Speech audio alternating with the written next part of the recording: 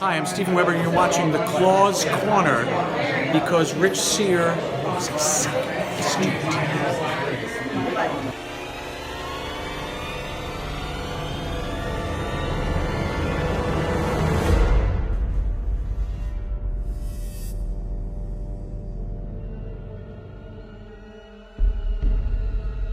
Welcome to the latest episode of Real Talk.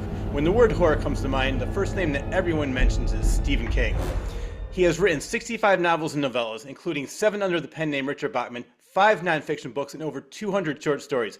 According to Google, at least 87 have been made into movies and miniseries. Here to discuss with me his books, his short stories, his novellas, and how they compare to his movies are Stephen King aficionados Matt Evanosky and Ashley Case Briggs on this edition of Stephen King from Script to Screen. Matt, Ashley, welcome to Real Talk. How the hell are you? Thank you, Rich. Awesome. Thank you. How are you? Yeah, thank you so much for asking us to do this. I Have some love fun. Oh yeah, definitely. Well, you two, I love talking to you two because you are huge Stephen King fans, just like I am. So I want to get, I'm maybe just a little bit older than you two. So I want your introduction. A couple of years. My introduction to Stephen King was I saw the movie Carrie in 1976, and I was 9 years old then. I went back and I was probably about 10 or 11, and I read that book, and I've been a fan ever since. So we'll start with you, Ashley. What was your first introduction to Stephen King, movie or book? Okay, so it was a movie. My dad loves Stephen King, has read every single book. So he got me started early. Like I'm saying, like I watched the first the miniseries, the 1990 miniseries. That was the first one I saw. And I'm telling you, I was like 9 or 10 also. Yep. And it was like, it was the best movie I had ever seen. Like I watched it a million times. It just like over and over again. I just thought it was so awesome. And then my first book, I believe, was The Shining. Yes. But that was years later. Yeah. I wasn't really much of a reader until later, but the movies, yes. And it was so good. What about you, Matt? So for me, it was also my first Stephen King experience was Carrie. All right. And I grew up and I watched the hell out of that movie hundreds of times. I thought it was so good. It definitely gave me nightmares as a kid. I'll say that. And but it was such a good movie. I just couldn't stop watching it. Yep. Well, I want to talk. We're going to talk about remakes as well. But first, the Carrie movie, the original.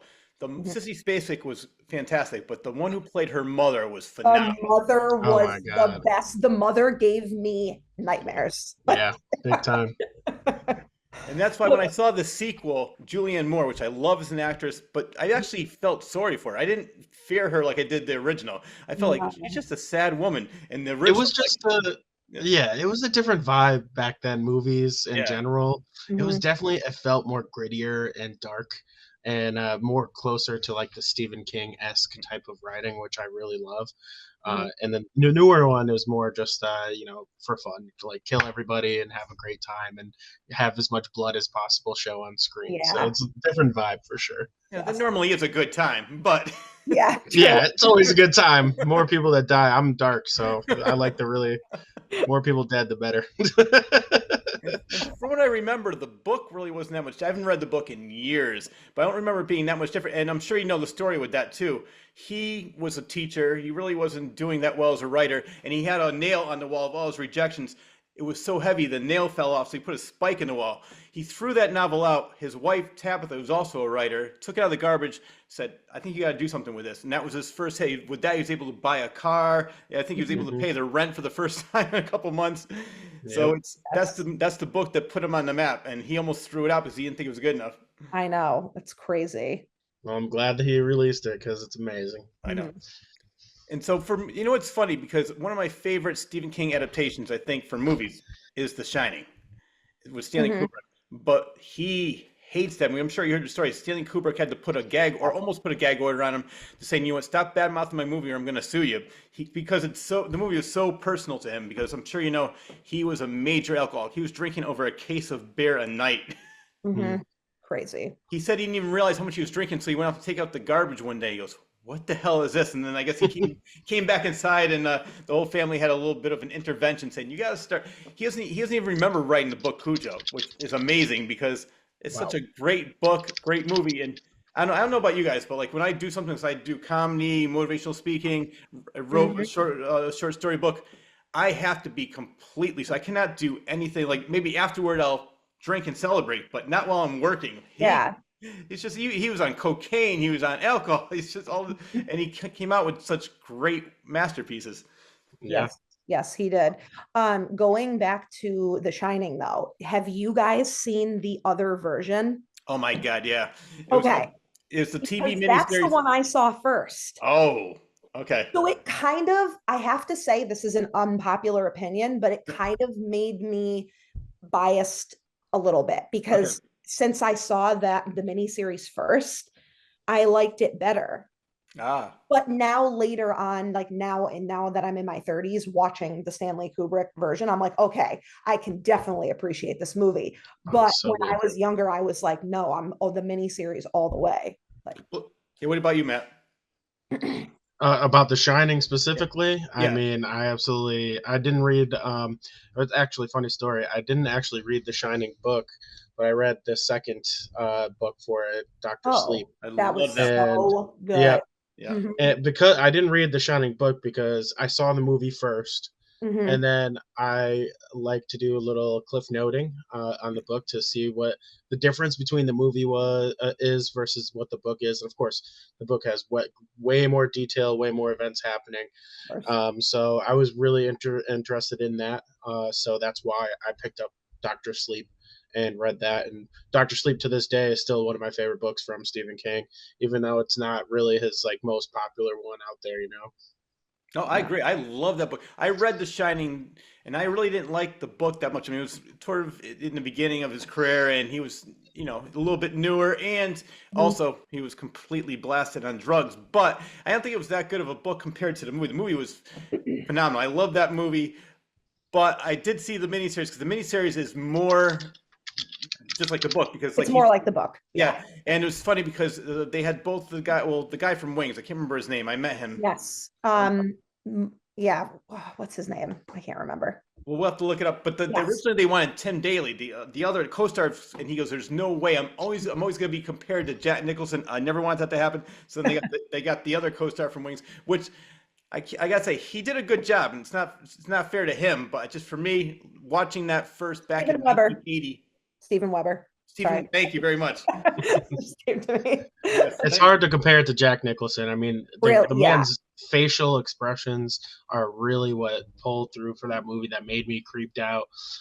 It's just like he can make it contort in ways that like you're like, oh god, like that's weird right there. You know, of course the classic, axe through the door scene. Mhm. I still see that meme everywhere today. Oh yeah. Well, here was the gripe that I had between the two. Okay. So in the book, Jack is like messed up by the hotel. The hotel makes him start drinking again. Everything is about like the hotel manipulating him. Right. But I felt like in the Kubrick film, they just made Jack as crazy as possible. And I don't think it really hit home that he didn't really want to do all these things, but he was being like basically possessed by the hotel. And I thought that it was a little too much like craziness and too much Jack Nicholson. And that's why I didn't like it at first. But like I said, now I can appreciate it a little bit more. Well, that was, I think, Stephen King's big gripe too, is that he said Jack Nicholson starts off crazy. He doesn't build up, which Yeah. I like it, but I definitely see where he's coming from, especially since he put like he said, because I saw him and didn't meet him in person. I saw him at the Bushnell Speak, and he said, back then I was brand new. I was so attached to my writing, and I sold the rights to it, so I really had no say. But it really hurt watching that adaptation of how he changed it. Mhm. Well, you also got to think that the book is 450 pages long. Yeah. Mhm. And you're supposed to adapt that to a movie. So there's some corners that they have to cut, and that's the biggest problem with books to movies, and that's why I like what they've been doing recently and breaking them up into multiple movies so you can actually Mhm. tell the whole story. But I feel like the original Shining movie there is a victim of that because there's a lot of stuff skipped throughout the whole entire thing that they just couldn't fit in. Yeah. Well, that's a great segue because I want to talk about it. And all right, so both of you read that book. Yes. Yes. Yes. Right. So we all know, like, there's especially that one scene. Even Stephen King says, "I don't think I'd write that scene now." The orgy scene. Yeah, that was ending. something else. Let me tell you my experience real quick with the book, if you don't mind. Not at all. So when I read it, I my first son was already born, and my wife was pregnant with my second kid. So reading that book, first of all, is just such a great experience. Oh my God, every page was so good. You could definitely tell it was older Stephen King writing, because a lot of the book he like went off into some sub reality that you didn't do anything with the story, and kind of was using all these big words that I barely could understand. But then he would get back into the plot and everything like that. But there's one scene in the book itself where one of the kids that is like already a bad apple, I can't remember his name off the top of my head right now, but he's the one in the book. He does sexually harass the other boys. When it tells a story of him being 5 years old, and he had a brother who was a newborn baby, and my son is born and having another baby, right? And it tells the scene where he went up and he suffocated his brother, because his mom was showing too much attention to his baby and he was feeling left out. And that, reading that part, expecting a second kid for me, just emotionally like hit me like a wall. I had to stop reading it. I was doing about like half audiobook, half reading the book, because I was so obsessed with it. Every time I went in the car, I wanted to keep reading it. And so I'd listen to those spots when I was driving. I had to like pause it, and I had to stop, and I like cried at that moment. And I was like, oh my God, what if this happens to my kid? And the fact that Stephen King could write in a way where you can feel you it. can just emotionally just connect to it. It really got me. That part just really got me bad. Well, no, that's what I love about his writing. And I want to go to Dr. Sleep for a minute, because when that came out, I used to go to Barnes and Noble all the time, and I became friends with all the people there. And we were talking about that book, and she goes, that part when he looks over and he sees his father, and I don't know if his father was fishing or something. He was like over by a lake or so. I can't remember exactly. It's been a while since I read it. She goes, I bawled my eyes out. So he has that power where he can just make you care about these characters. Yes. You're invested. And I love the fact, like, at the beginning of the books, he'll have like all the antagonists, all the protagonists, and even side characters, and there's 35 characters, and you care about each and every one. You want to know exactly what their life is, and he goes into detail of every single character. Most books or most movies have maybe one or two of each, but he has like a whole 3 pages list of characters that you're following, and you're never ever bored. Like, oh, wasn't he get back to the main story? Every part of the book is the main story. Yep. Right. That's why somebody brought up a great point too, because when, like I mentioned in the intro, it's like, oh, when you think of horror, but he is so much more than horror. Somebody said a great comment, I agree. So he's like the Mark Twain of the 21st century. He can write anything. I mean, just look at Green Mile, Shawshank Redemption. Then you get The Mist. So many. I mean, everything he does, he can. And then I know, like, was it the Tom Gordon? I don't know if you read that one about the baseball. I did not read that one. Yeah, me neither. But yeah, even some of his, and not to jump ahead, but some of his newer stuff is totally different than how he used to write. Oh, so different. Like Fairy Tale and Billy Summers, and just he definitely he's like a chameleon like that. Just that's how you know he's a great author. He could pretty much, whatever comes to his mind, he could put it on paper and people are going to read it. Well, what I love is I forgot all about this when I was doing my research on this, just to refresh my memory. Do you remember The Mangler? I think it was a short story about a possessed washing machine, but it's good. I actually read that long ago. What was that? What book was that in? That does sound familiar. I think I can't remember which book it was in. I think it was another short story. Short story. But I did read it, and that's another thing too. It's like a lot of, as Matt was saying, it's like a couple of these stories, like The Monkey that's coming out. I read that years ago. It's one of his first short story collections. It's only probably about 5 or 6 pages, but they're making a 2-hour movie out of it, and so they have a lot to fill. And but with that one, I think it was the same thing. I think it was just a 5-6 page story, but it was just a fun movie. It was directed by Tobe Hooper, did Texas Chainsaw Massacre. It starred Robert Englund, who played Freddy Krueger. It's just it's one of those things. I saw the trailer for it. It looks entertaining. I'm definitely gonna go see it. But I like when because I saw he was interviewing Stephen King was interviewing John Grisham, and he said most people come up to him and say, "Oh man, I love this movie. I love that movie." And he and John Grisham were, we write books. And they're like, no, I love the movie. No, we also write books too. That's funny. Because even he said, he goes, now, they make half of what they used to make because of, Kindle and Nook and all that stuff. Yeah. And people aren't really buying books like they used to, but he's still making a really good living. But compared to like movie deals, 70s and 80s, oh yeah, definitely. Yeah. But I want to get back to it though, because yes, you two probably saw, I love the original. I love Tim Curry, but for me, normally, like, I'll be sentimental with the first one. Nothing's gonna top the original, but I love Bill Skarsgård as Pennywise. He was so good. He was so over the top. The story was great. I like part one better than part two. Me too, for sure. So go ahead if you want to finish up. I'm sorry. No, I was just gonna say I did like Tim Curry, and I still have people say, "Oh no, that's the scariest one. That's the best one." It was good, and it was scary for its time, but for me, the new one was much better. Right. So for me, the Tim Curry one, I watched that as a kid, and I was just like, okay, it's okay. I wasn't really like crazy moved by it. Actually, that movie is the reason why my wife is so afraid of clowns. Like, she is afraid more than anything because of that miniseries specifically. But for the new, oh my God, it's It Part 1. So, in the book, they switch back and forth between children and adults. And I loved how they did Part 1 as kids and Part 2 as adults. I thought that was a great idea. And of course, they had to change story elements because that would not go over well with the public audience if they wrote it like the original. But It Part 1, and I'm not afraid to say this, is the best horror film I've ever seen in my life. It is just so perfectly made. Skarsgård is legit the perfect actor of all time for Pennywise. I thought the kids acted amazing. They sounded exactly how I felt when I read the book. The characters sounded and looked like I thought they would. It's just so good, so well made. Love the story changes, love the new scenes that they added with Pennywise, like when they're in the garage and he's coming out of the freaking projector. Oh my God, it's so good. Yes. And the beginning of the movie made me cry like a baby because Billy's brother was so cute. He was cute in both movies. Oh, so he was.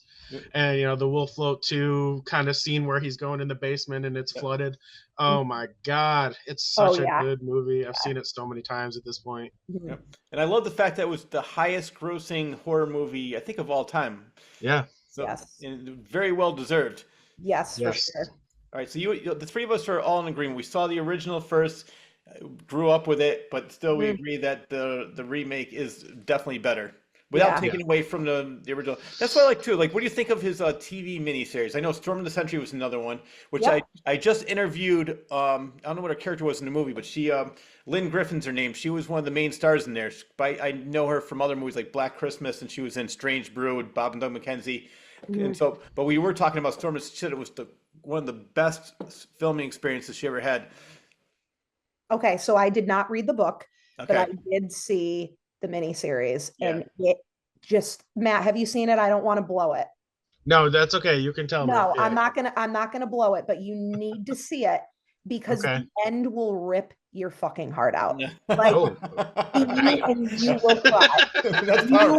You will cry. So you need to. I cry at everything. I know. Nothing yet. You need to see it. I cry at every Disney movie I've ever seen. So there's. Yes, and whoever that guy is that plays Andre Lenoge is just so good. I'll have to check it out. Creepy. I haven't seen it in years. I'm gonna see what if it's on anything streaming. See if it's on and let me know. All right. I read a lot of when I read Stephen King. Mostly, I went for all the pure horror stuff. The darker, the better for him. And then he started coming out with more fantasy stuff, and then a bunch of different genres. And there's a lot of that I haven't really touched yet. But it's my plan to eventually read every book that he's made. It's just gonna take a while to do that because he's made so many. It's on Hulu. Okay. I got to watch again. I haven't watched, I think the last and only time I ever watched it when it was on TV when it originally aired. I watched the miniseries whatever year that was. Was it the 80s or 90s? 1999, I think. Okay, Yeah, so yeah. So I mean, that's when they had like, and then was it Kingdom Hospital? Was that the other one? My Yeah. gosh, I forgot about that. That was such an awesome show. Yeah. So they had some really good, I liked pretty good adaptations with when they went on TV too. I love the movies, but I thought they did a good job. And I like the fact they made it into a miniseries, so they didn't try to cram it all into, well, instead of 2 hours, an hour and 20 minutes with all the commercials. So they made it more of an event, which I loved. Yep. Yeah, I like that a lot of books are doing that as well. Instead of just movies, they're doing series for them as well, and it makes it so much better because you can tell the whole thing over in 8 episodes or 10 episodes, where that's an hour each episode, so it's 10 hours versus 2 hours. It just makes it so much better to experience like the whole thing, and if it's well made. Yeah, definitely. Well, Ashely, you mentioned those later books. I want to say that 'cause I'm sure everybody knows that he was in that really bad car accident. He says, I don't know if I can write anymore. I can't really think of anything. I love his newer books. Like, I think post-accident, a perfect example is 11/22/63. I don't know if you read that. That is. I did not. It's on my list. Okay. Yeah, that's on my list too. And there's a series. I'm not sure if it's on Hulu or something like that with James Franco, which I wanted to see it because the book. Let's just say this. I'll give a synopsis of what it's about. Where he finds a portal and he goes back into time and saves JFK, who was killed on 11/22/63. You don't even hear about Oswald until page 300. There's so much more to this story than just him saving Kennedy's life. It's sort of like, what's that movie where like you like 1 second can change time. You just mess up history. Oh, Inception was kind had of Looper, not Looper. No, well, maybe that's something like that. Who's the one to play? He replaced Charlie Sheen in 2.5 Men. He's married to the Butterfly Effect. Butterfly Effect, which is a great movie, by the way. I love that movie. Thank you. My mind just went completely blank, so I haven't even thought about the movie in years. But so the book has sort of like a Butterfly Effect type thing, where he goes back into time and does one thing, and it completely alters the rest of history. I really want to read that. That's very interesting to me. All right, that's a read for us, Matt, together. All right, let's read that next. Okay. I will read it again. I read it when it first came out. And you know what I love when it's a good book, when it's a book's like 1,000 pages and when you're done, you're disappointed. Like, oh, it's over already. And that's the experience I had with that book. Like, oh yeah. That was a book, another older book of his. Before we go on to the really new stuff, again, I read the book when I was in high school. Actually, I was in college. I'm pretty sure. I read Cell. And then they made a movie of it afterwards. And I'll tell you that the movie has nothing on the book itself. What a different experience that book was from what I've read from Stephen King at the time. Because it was still horror, but it was like a different kind of vibe of horror. This comic book artist that is going through trying to sell his stuff. And I think it was Boston. And then all of a sudden people start just killing themselves and doing crazy stuff and running people over with cars and like biting their face off, like just crazy stuff. Right. And I'm like, what the hell? Like, this book seemed like so normal at first, and then it went crazy. And then it turned into like a Walking Dead-esque type of thing where it was like survivors involved and blah, blah, blah. I was like, this book is going everywhere. And I loved every second of it. When I finished it, I was like, I wish I had like more of this. Like, this is so good. And that's actually on my list to read again because it's been over 15 years since I've read it. Yeah. What about you, Ashely? Did you read that book? I did not, and it's not on my list. And it sounds like it should be. It should be. Yes. There's a big twist in it, so I'm not going to ruin anything else. Okay. I'll just tell you the beginning there with the just expect people going crazy, and it's called Cell for a reason. You'll find that out, so I won't talk about it anymore after this. But it's pretty good. Yeah. Okay. I want to add one thing. So I have a funny story. Matt, Ashely, you might know this. I go to these the Chiller conventions every April and October, and I meet all these different celebrities. And I met Debbie Boone, who wrote the song "You Light Up My Life." Oh. And in Cell, I could say that they're in a football field and they recharge themselves by listening to that song, "You Light Up My Life." And I was talking to her about that, and she goes, "What?" I said, "Oh yeah, the zombies are recharging." You didn't know? And she's laughing. She goes, "I gotta talk to Stephen King," and she was like, "Yeah, I gotta read this book." She had no idea that they were doing that.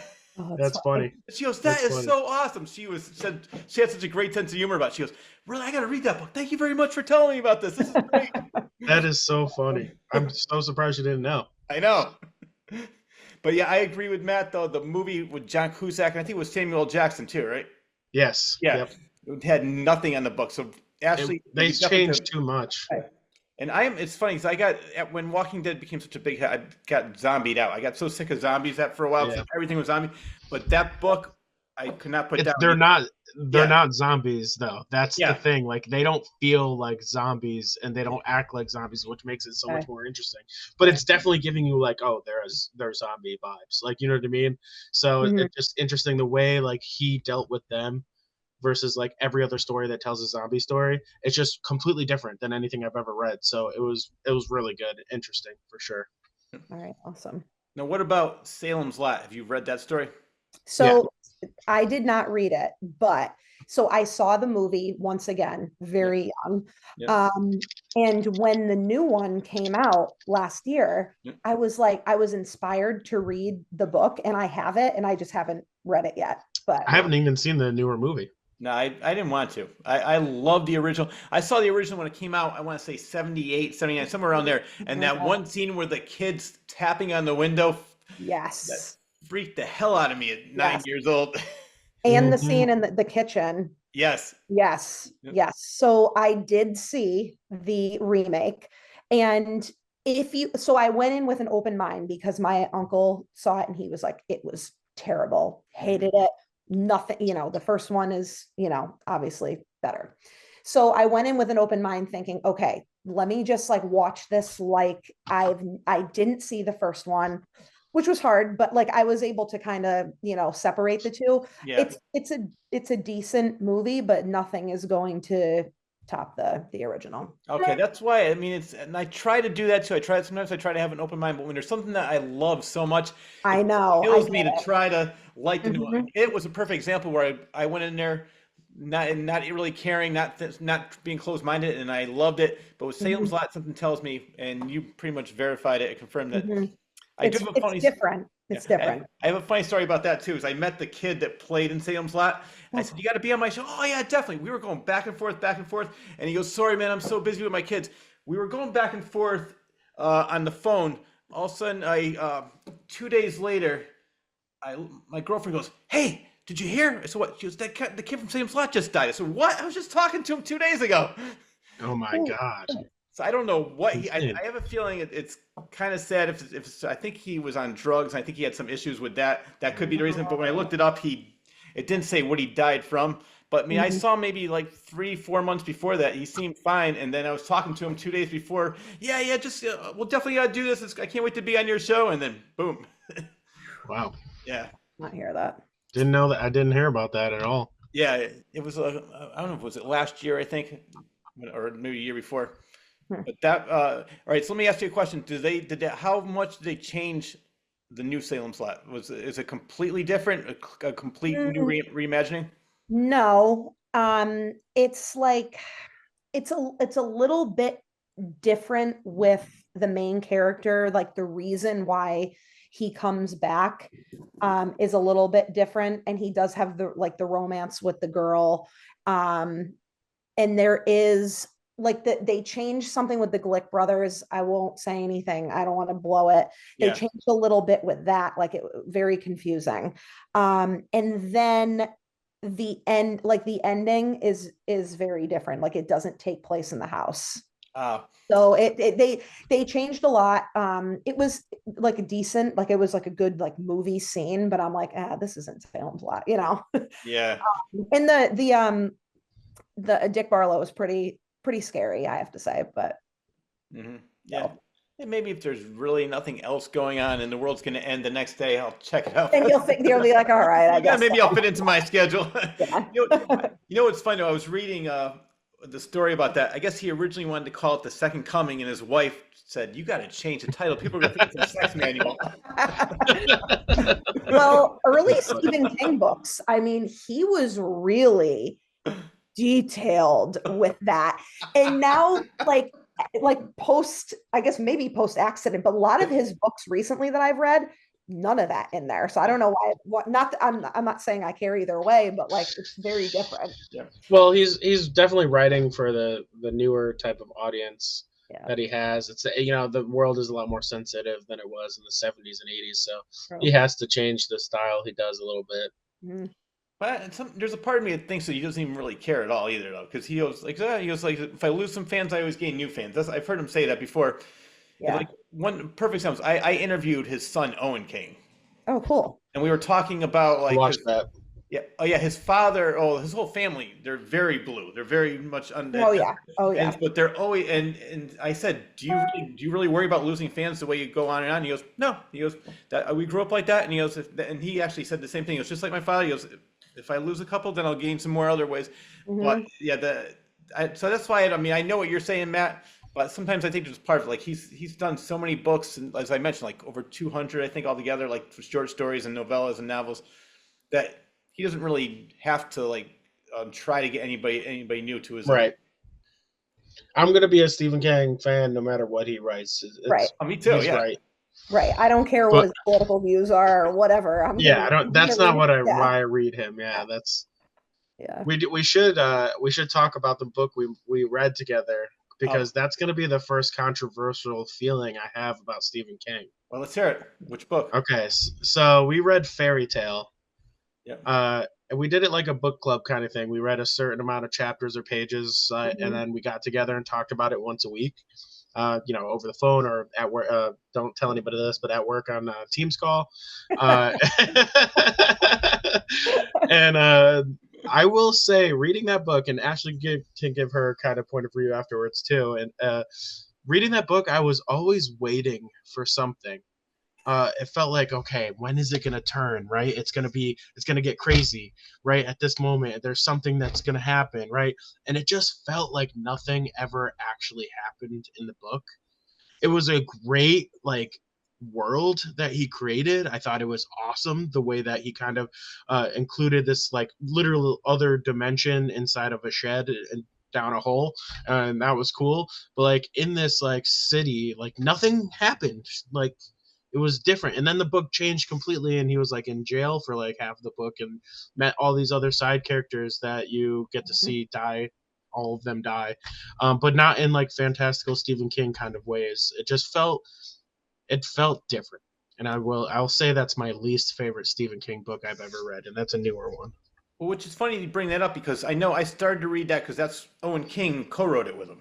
And I just couldn't get into it either, and I gave up on it. Like, I think his other son, Joe Hill, he's one of my favorite writers on his own. Like, it doesn't, like, when I first started, I met him several times, never interviewed him for the show. He said he doesn't really do podcasts, but he did a bumper for me to help me promote it. But there was people, when I went to the first couple of book signings, like, oh man, you're Stephen King's son. And then the best thing that I ever heard was, after the book signing was over, some woman goes, oh, I didn't realize that was Stephen King's son. It's like, good, you're finally going there just because of him, not because of who his father is. I mean, right.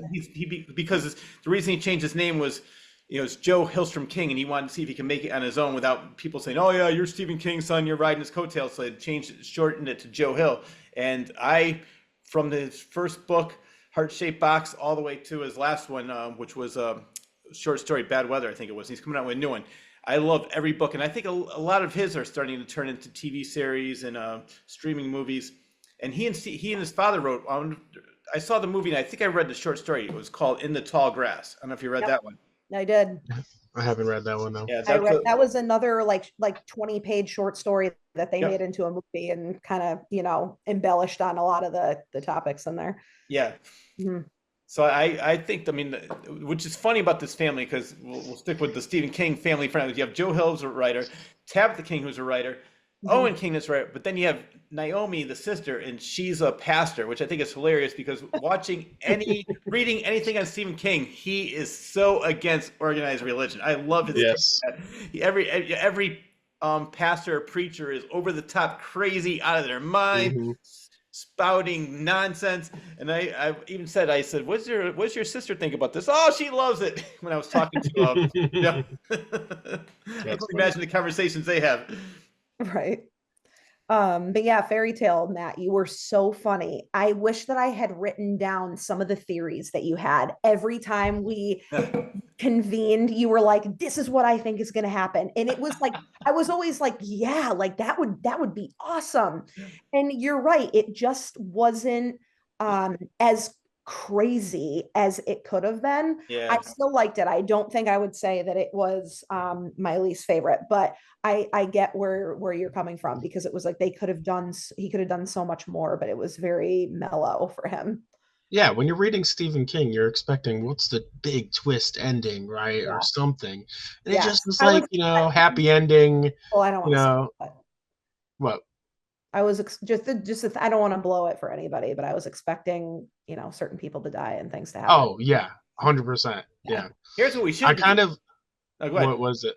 No, well, I was gonna say I kind of have forgotten about a lot of the book because it was forgettable for me from here. Like I the remember details. minute details of it, but like Mhm. really, it just didn't stick with me personally. Mhm. Now, I couldn't get through it either. But no, what I wanted to mention was what we should do is part of the Stephen King reading books. We should say we should take his worst books and say, if I were Stephen King, I would write it like this, and then we'll write our own Mm. adaptation of it. See, That would be I'm, fun. I'm not creative like that, but that's right in Matt's I wheelhouse. have a lot of ideas. Yeah, Mhm. it's coming back to me now. I used to have theory craft so much, and usually when you read a book, you just read it start to finish like pretty fast, right? Well, it was so fun, like taking breaks from it and like thinking and talking about it and coming up with those ideas. And the fact Yeah. that I got all of them wrong, maybe I'm a little salty from that too. Well, so that's your worst Stephen King experience. What about you, Ashely? What's your worst fit that you read? Insomnia. Was that? Insomnia. Oh, yeah, I That forgot about that. Yeah.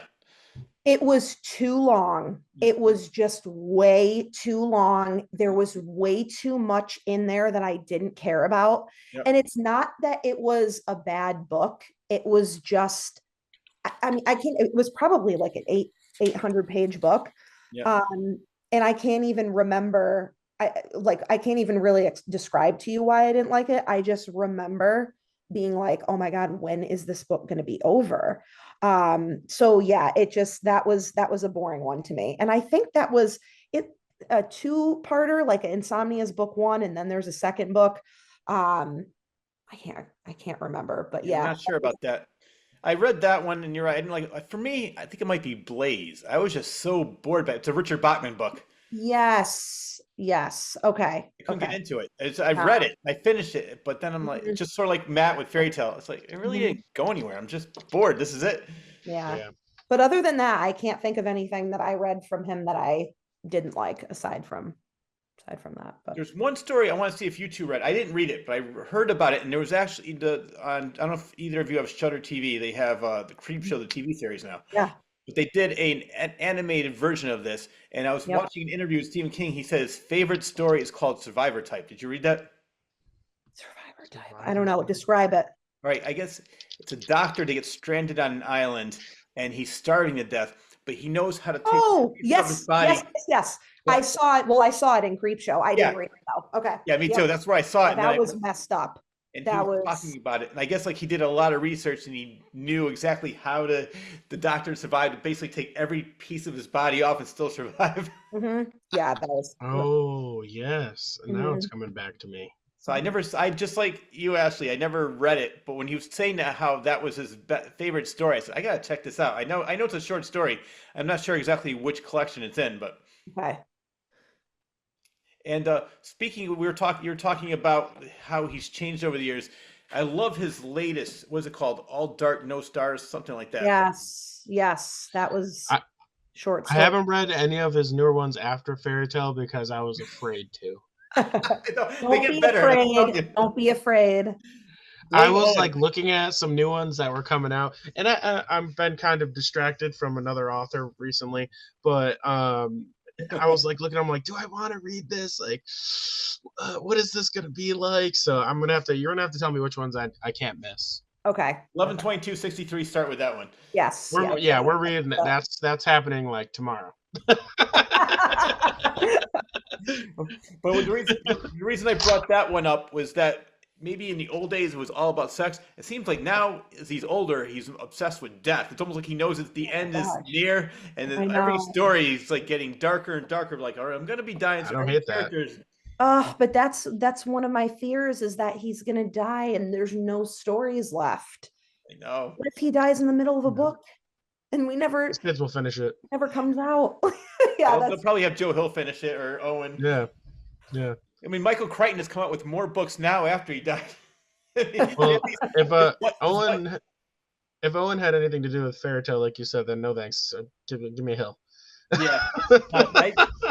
When I read a couple of his books to get ready for the interview, and I just really he's a nice guy, but I really wasn't impressed. And even he said, he goes, I've only just started a couple years ago. He goes, Joe is so far ahead of me. I mean, he admits that he's not the best, but when I read that, I had exactly the same reaction as you, Matt.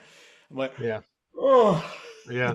get it over with. There was a couple parts where like Ashley and I were like, okay, let's read extra chapters this week Yeah. because we were like, we are so excited to see what happens because we had that feeling like we're waiting for it, and then it just never came. We read it, and we're like, so like, want to keep reading because there's nothing going on. So we know what the worst is for both of you. What's your favorite? It by far. Yeah. We have not covered this yet, but did you guys read The Stand? The Body, yeah. No, The Stand. Oh not- no, Stand. Oh yes, I did. Yeah, Yes. I'm thinking of Stand Yes. By Me. Yeah. Oh yeah, I read that too. Yeah, The Stand. I read that. I loved it. That was another one. I remember it was like, was it 1,500 pages, whatever it was. It's got to be his longest book. I mean, I was so sad when it was over. That's how much I loved it. I know. I didn't read that all the way through, but I remember starting it a few times. Okay, it's long. And Yeah. another mini series. It was a 4-part mini series Yeah. with like Rob Lowe. Yeah. The guy who played in Forrest Gump, was it Gary Sinise?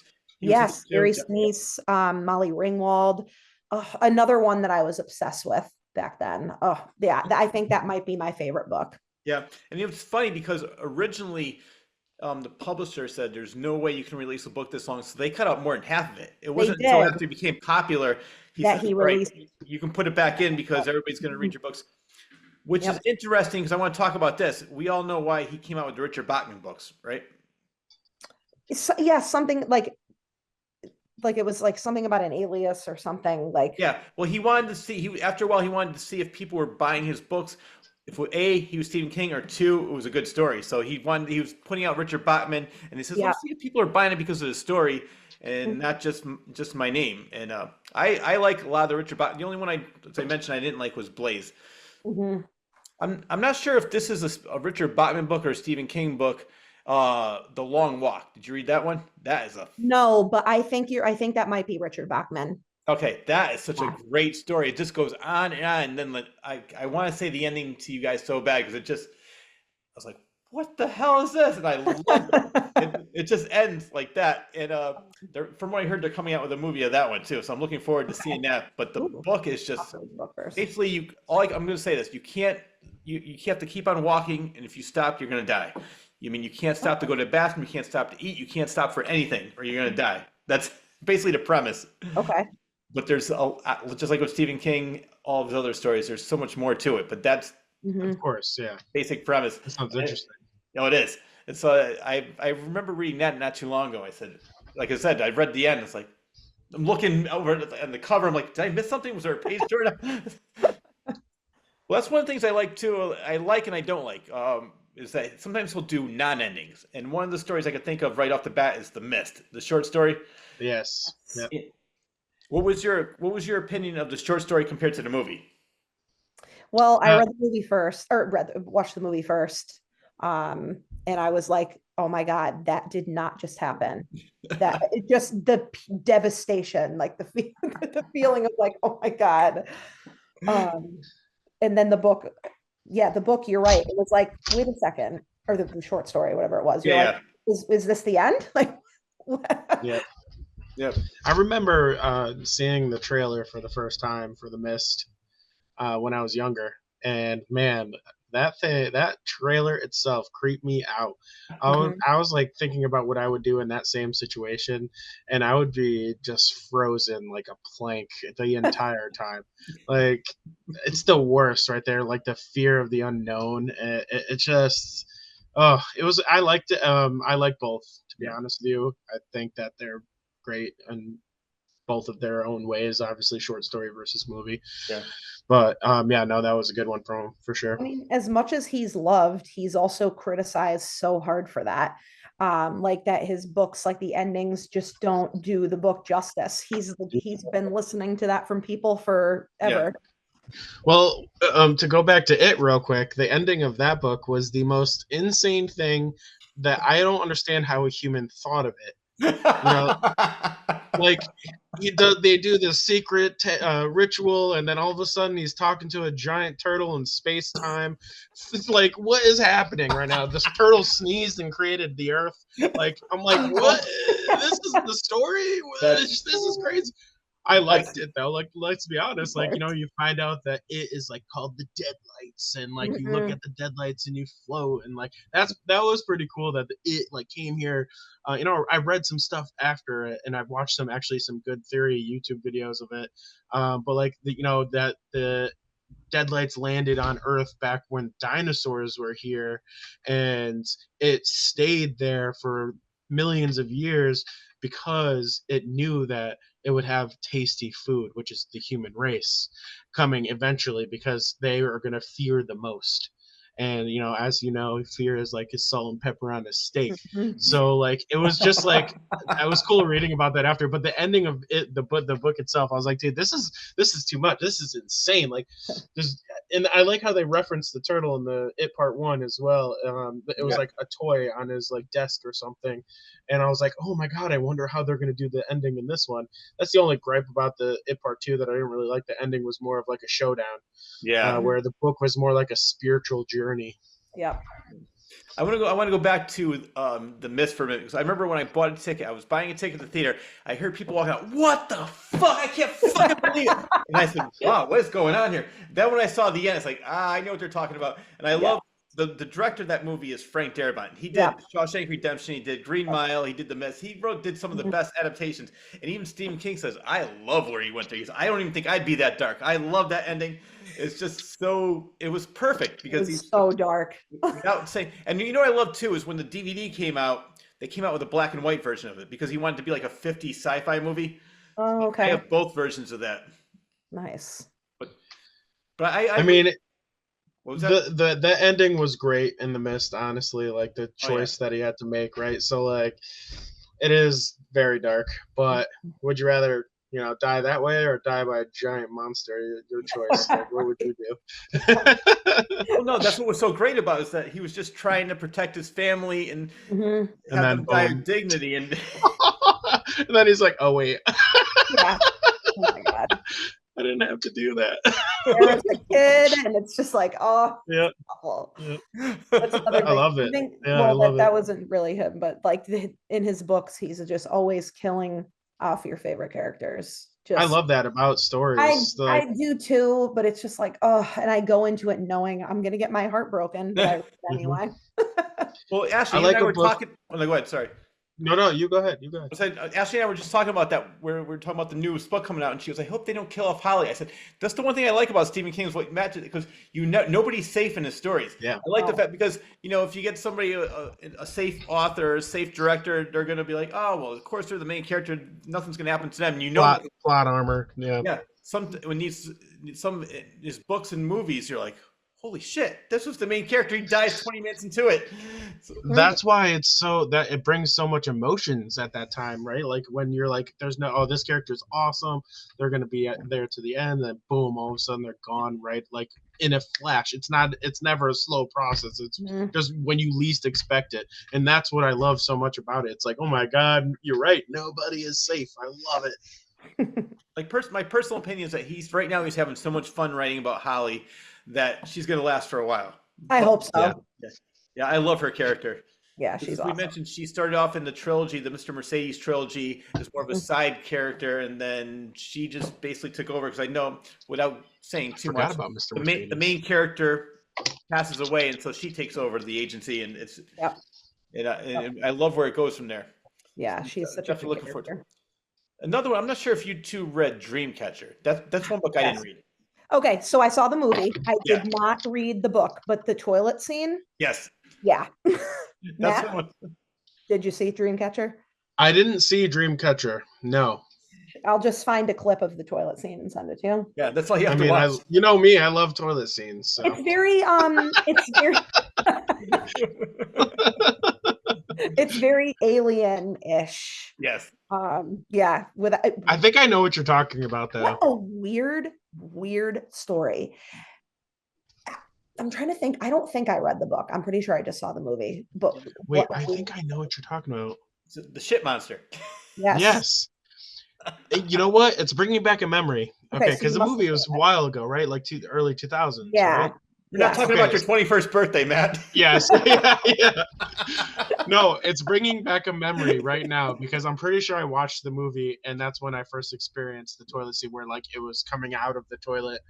And I remember now, I still to this day check the toilet before I sit down on it for anything that might be creeping in. Under it. Yes. So you know what? I'm pretty sure I watched the movie, but it was just so long ago that It was a long it's hard time for me ago. to remember. Yeah. I think it was Donnie Wahlberg, right? Yep, it was. Donnie Wahlberg. Okay. Yes. Yeah. Donnie Wahlberg. It's coming back to me now a little bit. Yeah, so that's one book I never read. One book I did read, and I loved the movie just as much, was At Pupil. Did not read that one or watch the movie. Oh my God. Me Add neither. that to your list. Okay. All right. The movie is great. Okay. About this German that teaches this kid. It's really good. Okay.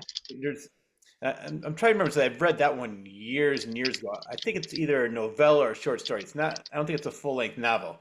Okay. No, I've heard of it. I just didn't read it. Going back to short stories. Yes. Did you guys read or see The Langoliers? Yes, both.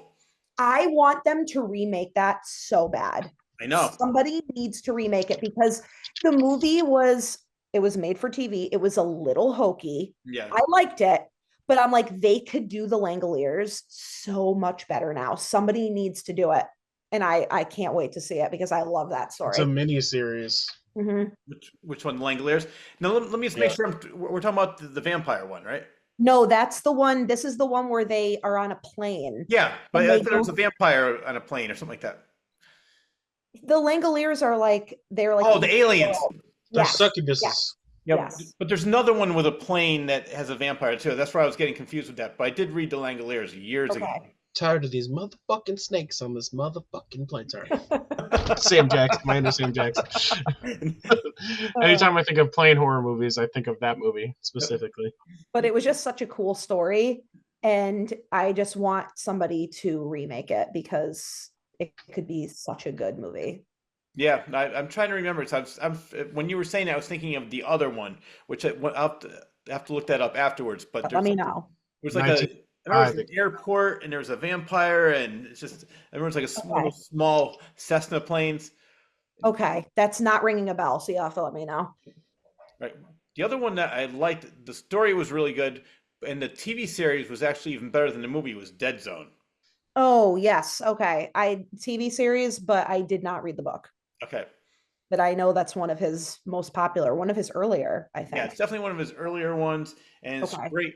And I loved the story. The movie with Christopher Walken was great, but the TV series with Anthony Michael Hall was really good. Okay. That lasted for years. I met him. You know Anthony Michael. He was the one who played in Breakfast Club. Yep. Yeah. So he goes, when we were Great movie, talking about different things, he goes, "You got to watch The Dead Zone." He kept on telling me, "Got to watch The Dead Zone." I said, "All right." So I watched. Like, wow, he's right. It is good. He didn't want to talk about anything else but The Dead Zone when I met him. He cared less about Breakfast Club. He cared less about all the other things he did. Vacation, nothing. Wow. Dead Zone. Wait, did you talk to him before or after he was in Halloween? Was it Halloween Kills? Oh, before, yeah. Okay. I wish I talked to him. Oh man. I think he definitely would not want to talk about that. Probably not. That's all right. That one wasn't as bad as the very last one. I haven't seen it. I love the Halloween. Well, we still want, you and I were talking about that, and Matt, you're definitely invited too. We were going to talk about the Halloween movies. We haven't done it yet. Yes. Listen, I got a lot to say. We got to earmark like 2 hours for that. Oh, perfect. The Halloween Kills is not when Rob Zombie did it, right? No, it's like the Afterwards? most recent franchise that they did. Yeah. I don't think I've seen this. I see that it's terrible though. Yeah, Oh, you're it not is very. That's the last one I watched. After that, I said I cannot watch any more Halloweens. It just I couldn't do it. They gotta end it. Yeah. Yep. Have you guys ever heard of Dead Meats on YouTube? No. So it's this YouTuber that does kill counts for horror movies. Mhm. And there's a lot of horror movies. So like now it's a little different, but I was afraid to watch a lot of the horror movies alone, and I had no one to watch them with because my wife won't even look at a horror film. Like I begged her to watch It Part 1 a million times because I said this is my favorite movie. Like you have to give it a chance. She won't do it. But so my son though. My son likes horror though, and he's 7. Right. He's watching horror stuff with me, so don't worry. I found my partner. But anyway, he does this kill count video, and it's not just like every kill, but he also tells you the entire story. It's basically like you're watching the movie through this YouTube video. It's very interesting, and I've watched all of the Halloween because I've seen so many years ago, all the originals, all the Jason movies. He's done all of them, and it's actually pretty interesting to get a recap of the movie. If you ever check it out, let me know what you think of it. But I think it's really good. All right, I'll definitely check it out. Yeah, and especially some of those horror movies you're afraid to watch because you think they're going to be terrible. They got bad reviews. Just watch it on the kill count, and then you'll be able to get the gist of why it is so terrible. He does a good job with it. Oh, yeah. Well, I think I told, at least maybe told you, Matt, like how I grew up. I was 7, 8 years old. My father would say, "Hey, do you want to go to school tomorrow? Or do you want to see Jaws?" I'm like, "Let's go see Jaws." So we saw Jaws 17 times in the theater that one summer. Oh my God. And then my teacher said, "You were out yesterday. Were you sick?" I said, "No, we went to see Jaws." They called us. My father, "I told you to fucking lie. Why are you telling the truth?" But That's awesome. He used to wake my brothers and You're I up. giving me ideas, Rich. I think I'm going to do that with my kid. He used to wake us up. How old were you? I was 7 years old, 1975. Perfect. All right, perfect age. Let's That's go. what made me think that. And my brother was 4 years old. He goes, "I want to see Bambi." He goes, "Stop being such a baby. Go see Jaws." I've been showing Jackson, so I play a lot of like horror video games because there's nothing like experiencing horror when you have headphones on and that's all you can hear. Your room, I shut the light off, and you play a horror game. I'm more afraid of that than movies by far when I watch. But yeah, so now with Jackson, he's like loving it, right? And he's watching me play, or I show him clips on YouTube, like the reels and stuff, and he's like obsessed with it. He doesn't even get scared. I'm like, this is the beginning of a great relationship, Jackson. I can't wait, and we're gonna get him into reading Stephen King books soon. Trust me. Yeah.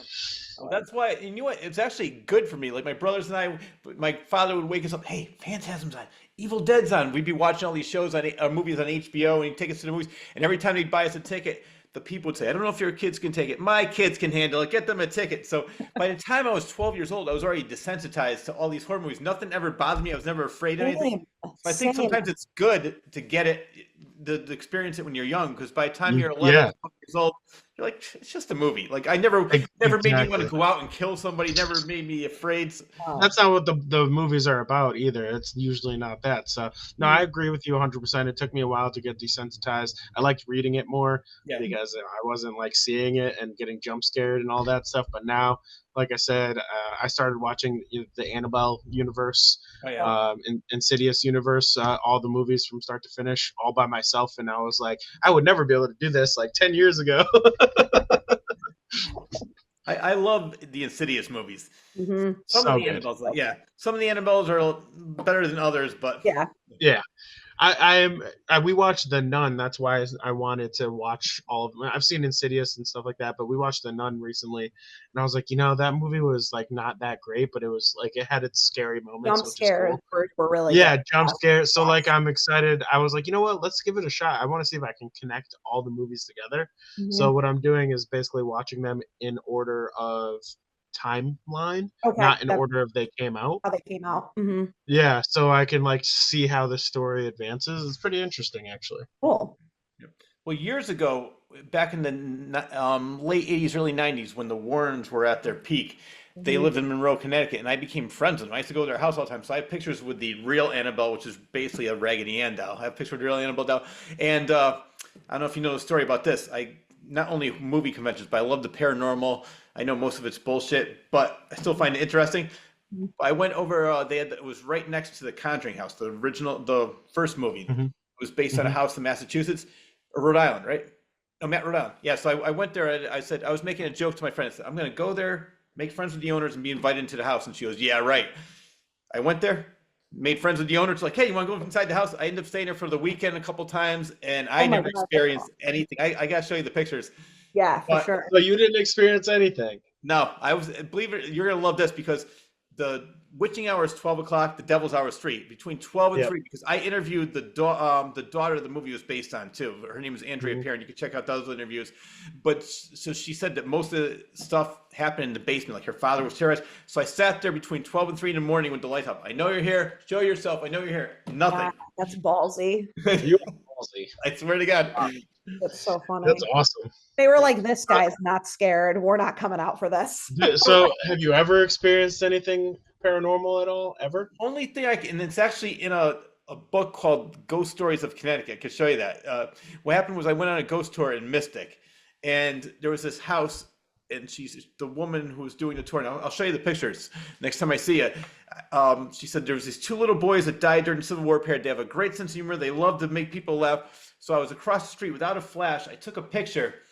And so I'm so glad it was now and not back in the day with the disposable cameras, because you could zoom in now and see what's going on. I saw something in the left-hand corner. I said, what is this? I zoom in, and there's a picture of 2 little boys. And that's really the only thing I ever got. So it matched the story that she was saying, and people were saying, "Oh, they had somebody hiding there." I said, "No, this wasn't one of those things where they had people jump out. This was just a ghost tour." And I looked in there to see if there's anything in there, and it was completely empty. And it was I took about 15 more pictures after that just to see if it was a flash, which I didn't have any flash, but it was a glare or something. Nothing. So I mean, I don't know if that's what it was, but that was really my only experience besides getting the ghost lights, where the little flashes that. Oh, Oh yeah. yeah, the orbs. Orbs, yeah. So I get a lot of those, Yeah. but I don't really We take used a lot. to, when I was a kid, we used to go on these ghost hunting events all the time. Me and a group of friends of mine. There's a road close by where I live. It's called Stone Road, and basically the road is all dirt. And there's tons of stories about the road. Like people come out while you're driving down it and attack you in your car and try to steal you and bring you to the woods and all that stuff. There's actual chimneys in the woods because there used to be houses way back in the day there. So like I've been to a Friendsgiving there where like these people threw a party in those haunted woods I love it. with like like a bunch of beer and kegs and all this kind of stuff. It was insane. There was an abandoned jailhouse there.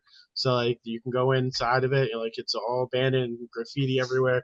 So we used to do that a lot, go to the cemeteries and try to antagonize. But I've never really had an experience paranormally from any of it. But I want to. No, me too. That's what's funny because Ashley made that comment, like, we're not going to mess with you because he's not afraid. And I was talking to a couple quote unquote paranormal experts, like what actually is an expert? That's another story. But they all say the same thing. They're like, they only want to go after the people that are going to freak out. And so I don't know how true that, but like, because I know, like, I don't want to be possessed. I want to meet Casper, but I do. Yeah, Right.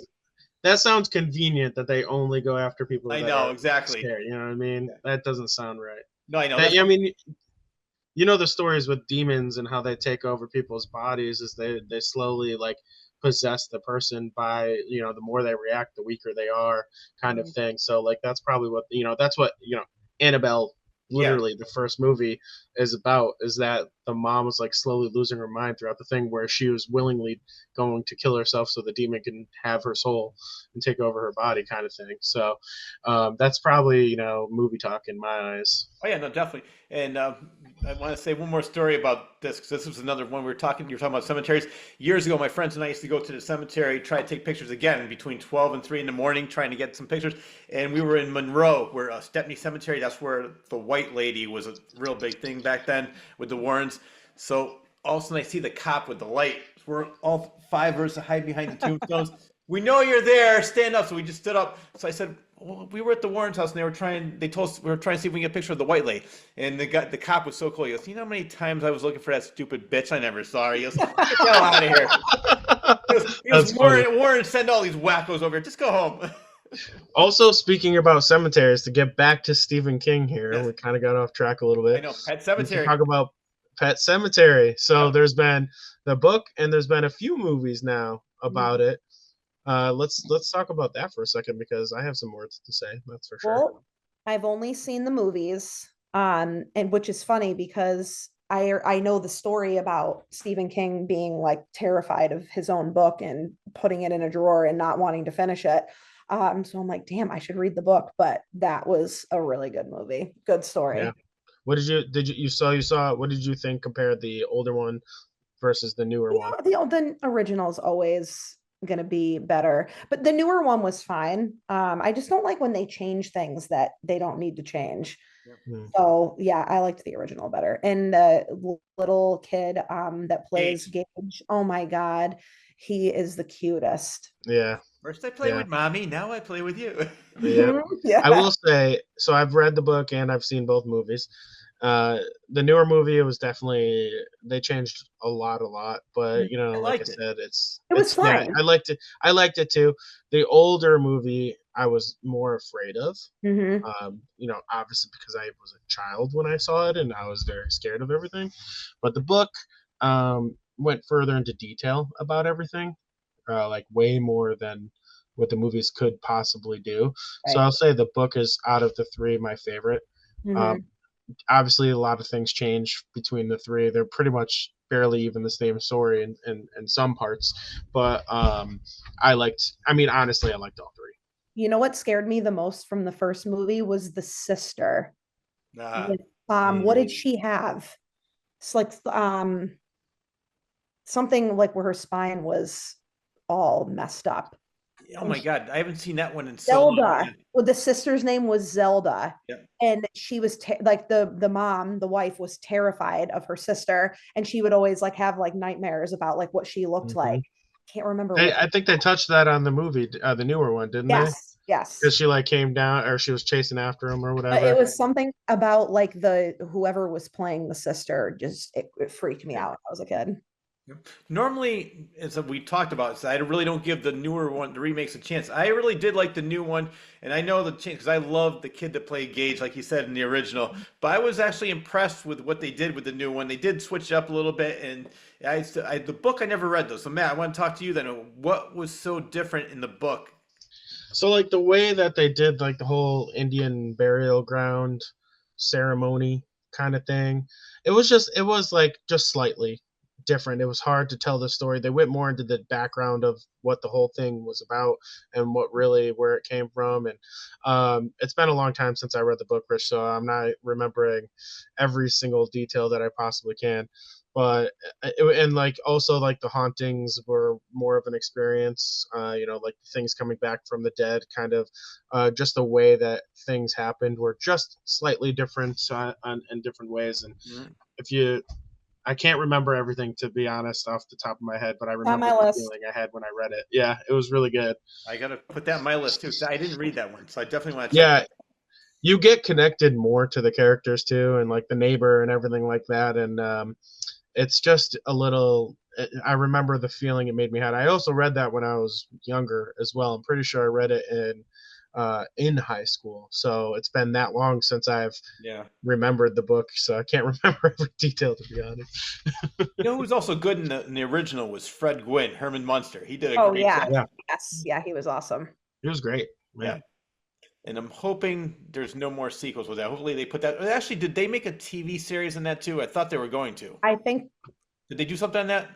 There was saying Pet Cemetery 2 after the other movie. I didn't know what that was all about. Really? That one I never even heard of. Yeah. Maybe. But I thought I heard it was going to be like one of these streaming series, which I. Okay. There was a Pet Cemetery 2 made in 1992. After the original was made in 1989. I've never heard of this either. No, I might have to just check that out. It has a 21% on Rotten Tomatoes, so it's probably not that Oh, good. oh, I've never even heard of this, to be I know. honest. oh, it's funny. I'm glad that I was able to blow your mind with that one. You did. Who stars in it? All Anybody? right, so now Edward Furlong Oh, plays okay. Jeff. Yep. Yeah, Clancy Brown plays Sheriff Gus. I Okay. love Clancy Brown. Anthony Edwards, Chase. Jared Rushton, who I've never heard of. Clyde Parker. Jason McGuire plays Drew, Okay. and Lisa plays Amanda. Okay. So you have Edward Furlong and Anthony Edwards. I mean, Clancy Yeah. Brown is a Yeah. great actor. Like, I feel like he'd be pretty good in this. I kind of might want to check this out. I'm going to check it out just for curiosity. Like, I don't think it's none of them. Yeah, it's like a completely different story here. Guys I'm can let sure. me know I'm how sure that one King had is. nothing to say. Nothing to say yeah. with it. Nothing good to say, at least. The only The poster says "Raise some hell" with fires and random stuff behind it. all right. If I wasn't won over before, you won me over now. Yeah. I gotta watch this. Where can I watch this? It's on YouTube. Is the only sequel he's ever done? Has it been what's it the sequel to Shining? Is that the only sequel he's ever done? Written? Um. I'm trying to think.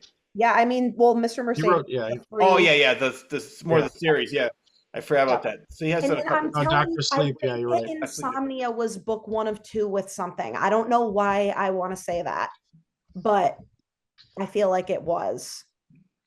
And I don't know if I ever read the second one because I was so bored by Insomnia. But And what was the one? I never read the books, or actually, no, I did. I think they were Richard Bachman books. One was called Desperation. There was another one oh that yeah, had the same characters, but they were different people. They had okay, the same names, but they came different maybe characters. that's what I'm thinking then. Yeah, it was Desperation, and they made the guy that played in Sons of Anarchy, and he was in Beauty and the Beast. Okay, That actor, I don't know if Matt's looking it up right now, but that was a good series, and the books were pretty good too. I just can't remember the other one. What was it? I'm sorry. Say What that was again. called Desperation, and then he came out with a sequel to it, but it was weird. It was the same character names, but they were different. They became different people.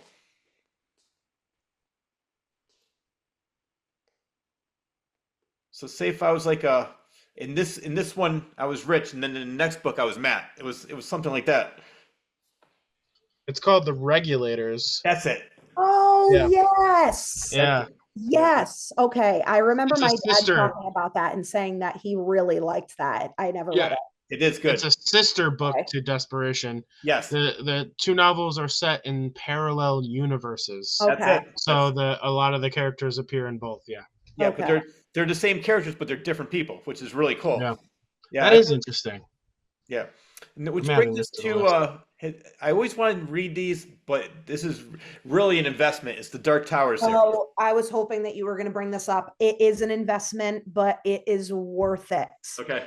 And I am waiting for an adaptation and for somebody to do it right Yeah. and to do 7 movies, all like Harry Potter style. All based, book 1 has a movie, book 2 has a movie, and so on. That's another thing I'm waiting for, and somebody needs to do it because So those are his best books. I mean, so Ash, I have all the Dark Tower series sitting I behind know. me. I know. Okay. Remember, I tried to get you to read it. So let me tell you what happened. Okay, Let's I hear have it. so when I started reading the first book, I couldn't understand every other word. He was saying, and I feel like I'm not a genius, right? But I'm not stupid. I don't And remember that. every it's called the Gunslinger. The Gunslinger, reason yeah. why is because this was one of his earlier books, so that this was his writing style at this time, like outside of college. Kind of, he wrote like these. I'm telling you, I had to Google literally every second, so I couldn't get into the story because Gotta get I didn't past get the first far one. into it. I know I got to get past the first The one. first I didn't one's get short. far into this. It is short, so I gotta just. It I haven't tried introduces it the story. I haven't tried it in 7 years, so I Okay. think now's the time to bring it back up. And I actually purchased the Gunslinger on my Kindle recently, and added it to probably like a year ago, and added to my list of got to get to this and read this Right. because Yeah, I do want to read the series. It really is a commitment, but after you read it, you will realize just how much of a genius he is. How many books that he's written that he threads into the Dark Tower, all the Easter eggs. You're just like, how does somebody's mind work like this? All the books that he's written, there's just so many references within the Dark Tower series, and like stories within stories. Like Father Callahan from Salem's Lot is a huge part of the Dark Tower, and it's like that's just scratching the surface. It's just insane. He's a genius. Right. I didn't read them, and I'm gonna have to add that to my list. And I've had sort of like Matt. Not that I even started it, but it's more for me. It's like this is a commitment, and I got to make the time to read it. Yeah. But when I remember one of my coworkers years ago, and she said she was reading it. And correct me if I'm wrong. There's a part where Stephen King's in the story, and he's reading how they're talking about him dying, and he loses his mind. I said, "This is great." Yes. I think that I can't remember if that's book 5 or 6. Yeah, he's in it. It's crazy. And the worlds, it's all like there's different worlds, and it's so cool. I definitely have to check it out. Matt, you and I have to read that one. Ashely, okay. First on that one. I'm reading that other book first that you mentioned, and then you can convince me to get into the Dark Tower series again. Yeah. I don't think I'll be disappointed with it at all. No, you won't. A lot. The other way, what I noticed with Stephen King, maybe he still does it a lot, because one of the latest was The Institute. I'm not sure if you read that. That was good. Yeah, he always has stories with kids who have special powers. They're always outcasts and they have special powers. I mean, going back to Carrie, Firestarter. Yes. Yeah. Yep. So The Institute was worth it. The Institute was very good. It's another it's one of his more recent where it's very different than it's not really horror, but it's disturbing for sure. I would definitely recommend that one. All right. When it came out, I had that. The problem is there's so many authors I love reading, and whenever I read one book, and then the other author comes out with a book, and I got to read that book, and then another author comes out with a book. You should see my to be read list. It's like it just keeps growing, and I just can't put a dent in it. I have the same issue right now where I'm like hooked on another series, and I actually just started reading the books again because of how much I love them. I tried to get Ashely to read this series. I read the first one. Book. Yeah. My favorite series probably of all time. I'm not even kidding. And the new book is coming out this year. I think it's book 7 of this series. And it's like, it's so good. So good. The first book is like a mixture between Hunger Games, Game of Thrones, and like futuristic stuff, right? And it really that's what brought me in, because at the time I was reading all of the Hunger Game books when I first came across this, because one of my friends recommended it because I just finished the last Hunger Games book, and she was like, well, you should check this story out, and it's kind of a lot of the same kind of vibes. And so I checked it out, and I kind of pretty much fell in love with it there. And the author's this is his only series right now, so he's been coming out with books for this specifically, and that's when blocking all my reading time. Yeah. The problem is I used to read a lot more. I mean, this interview show I do, because I do so much research on these guests before. So like I'm doing all this stuff, reading books on guests so I can do this. And then I'm like, I want to actually just read for fun. And every time I'm like, just read for fun. Oh, you want to interview this person? I'm like, yes, I do. But then I have to, so I have to just put some time aside, because I used to read all the time, every night, at least for an hour or two or so. Now it's like, all right, get home, let me do this, let me do that. And next thing you know, it's 10 o'clock, or I have to get up at 4:30 in the morning. I recommend, like I told you, audiobooks when you're driving is making me read these books so much faster, because you're right, I have no time. Father, right, of kids, I have so many hobbies, it's not even funny.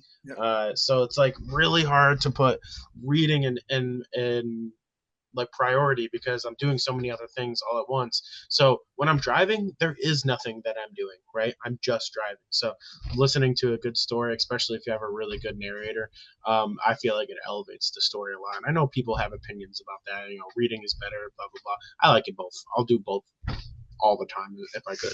Oh yeah. Now usually like I do Audible in the car, and then I'll come home and try to read one. So I'm always reading and listening at the same time. So Yep, same. knock Yep. out two at the same time. So I'm definitely with you on that one. All right. So we talked about the body, and you read that short story.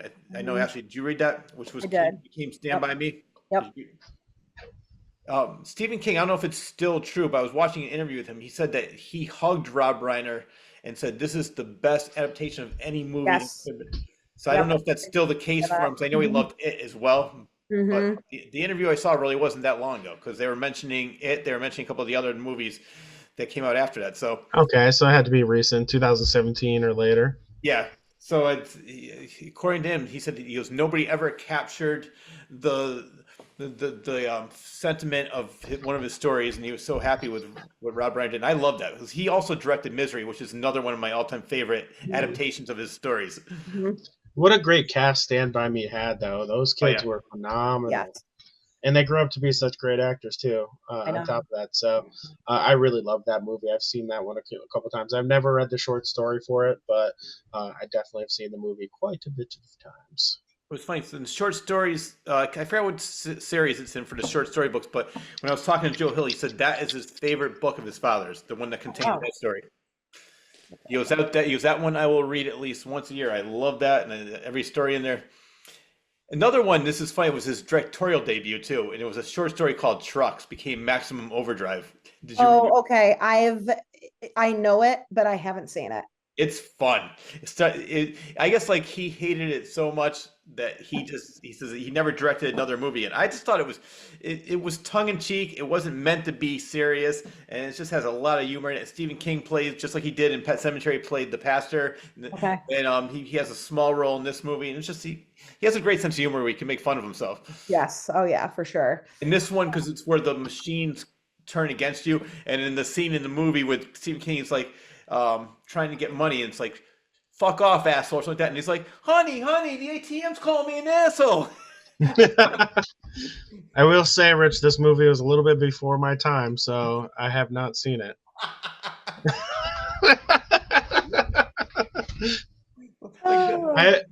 I'm looking up a lot of this stuff, though, that I haven't read or seen, and I'm bookmarking all of it. Now it's just overwhelming you. Yeah, so I have a lot to do for the next time that you see me, which I'm very excited for. And I just want to let you know, Maximum Overdrive got 14% on Rotten Tomatoes. Wait, even worse than what was the one we said? Even worse? Cemetery 2? Cemetery 2, yeah, even worse. Bad. Come on. And there's pictures of a giant green goblin truck. Yes. Yeah, and Emilio Estevez is the star of that movie. Yes, he is. You know what? I'm definitely putting this on the list. This sounds interesting. Don't go in there thinking it's the best movie. Just go in there and have. Oh yeah. Just expect it to be campy and weird. Yeah, I'm friends with this guy that runs Connecticut Cult Classics at the Strand Theater, where I host Beetlejuice. I don't know if you ever went to one of those with me, Matt, where I host the movies dressed as a character. But they show movies there, and they had Stephen King night. They showed Dead Zone and Maximum Overdrive, and I loved watching it in the theater with an audience, because everybody's just laughing, having fun, and everybody's getting into it. Nice, I love it. Yeah, I'm definitely gonna check it out. Yeah, and the short story I read years ago. It's originally called Trucks. It's another one. It's maybe like 15, 20 pages. Could be a little bit longer. I can't remember, but it's not that long. It's not a novel. I remember that. Okay. And I think they even came out with a TV movie called Trucks about that before. It might have been after Stephen King did Maximum Overdrive. But so what about? All right, let's go back to Rob Reiner, because we all know him from All in the Family, and his father's Carl Reiner. I mean, I think Spinal Tap, obviously, another great movie that he directed. Did you would you like the novel versus the film for Misery? I only saw the movie. Okay. What about you, Matt? I read the novel and saw the movie, but the novel was also one of those when I went through my Stephen King phase in high school. Yep. And I don't remember it. I'm not gonna lie, but it's on my Stephen King books read list, and I don't remember it. I'm not gonna lie. The only thing I remember, it's almost like Stephen King didn't remember writing it. You don't remember reading it. Yeah. No, maybe I'm on drugs.